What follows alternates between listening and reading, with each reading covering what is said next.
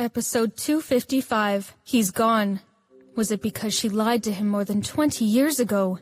So now he had to lie to her once? No.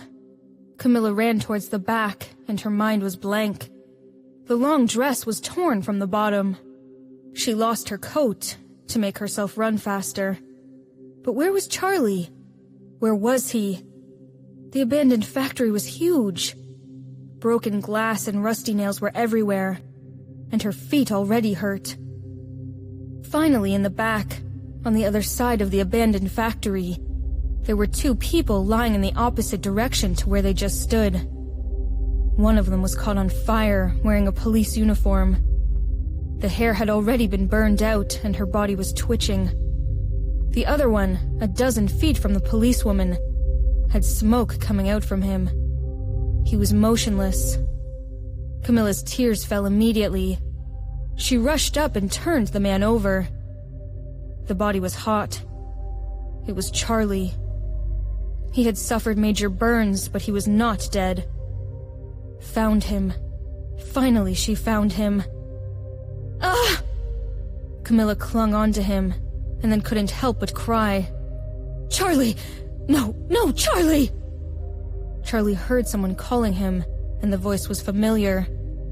Wasn't that the voice of the woman he had been trying to please for more than 20 years? Was she crying? Was she calling his name? He opened his eyes slowly, only to see a shadow against the fire. Camilla.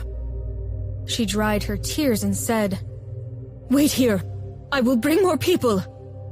She carefully put him down and then thought of something. Exhausting all of her strength, she dragged him farther from the fire before she stopped. When she went towards the policewoman, her body had stopped moving. There was blood coming out of her head, and it looked frightening. She was dead. She had been burned to death. "I'm sorry," Camilla said, and then ran back. At about the same time, the ambulance and the fire truck had arrived. Camilla saw a ray of hope and shouted, "Come! Someone is still alive!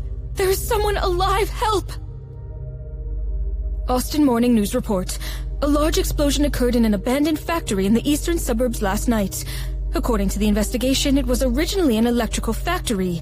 After being abandoned, the old manufacturers did not recycle the waste electrical appliances properly, leading to the tragedy. Firefighters battled the fire overnight, until the fire was completely extinguished at 5:37 a.m. today. A female police officer was killed in the explosion behind the factory. One person was seriously injured. No body was found inside the blasting site. However, it is possible that the bodies might have been damaged in the fire. DNA found so far belongs to the former president of the Cox Group, Michael Cox. Michael was a wanted swindler and has been on the police target for over 6 months. Other DNA matches belong to Officer Peters from the Austin Police Department and Jake Robinson from the Robinson Group. There are rumors. Seeing this news, Captain Robinson, who had been worried all night, eventually had his worries confirmed. Hearing Jake's name being said on the news, his breathing quickened, and he shivered. Emma saw this and hurriedly came up to him.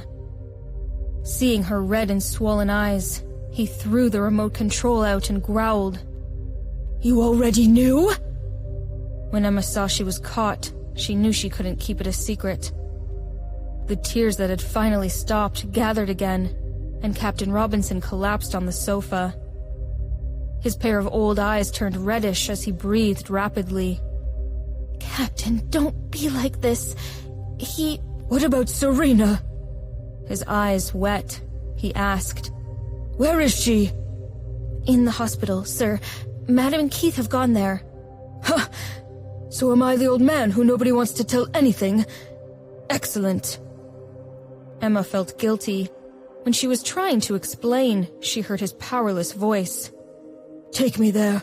Serena will be devastated. I don't know. She certainly cannot handle this." Hearing that, Emma burst into tears and said, "Why? Why did this happen? They were doing so great. Looking for each other, always holding hands when together. Now that Jake is gone."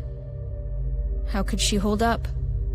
As Emma and Grandpa had predicted, Serena could not hold up. Putting her hands on her belly, Serena looked at the ceiling. Her eyes were hollow, but the tears were running like a river. Outside the room, the doctor was speaking to Nola and Carson. Serena could hear clearly. She must take a good rest. She has the symptoms of threatened miscarriage. They could not afford any turmoil. The possibility of premature birth in twins is very high. It is best to prevent that from happening. We must control the mother's moods. Control the mood of the mother. Serena was suddenly amused. However, she couldn't smile. Liar! Jake was a liar. A big liar. They had agreed that she would protect the babies and herself, and he would come right out. Then why didn't he come out? Why didn't he? How dare he not come out? They had agreed that he would spend each birthday with her. But now... And they had only one birthday together. He had promised her a marriage. A proper destination marriage. And the names of their children. He had to that right. Who else would? Everything was gone. Everything was swallowed up in that fire. But was he not Jake Robinson? Every time she was hurt, he would appear next to her like a god. Now what? What was she supposed to do? What should she do without him? The Jake she knew was outstanding, cold and proud. Her Jake, her husband. How could he lie? How could he die? She thought of his last words to her. They were said in a low and soft voice, weak but sincere.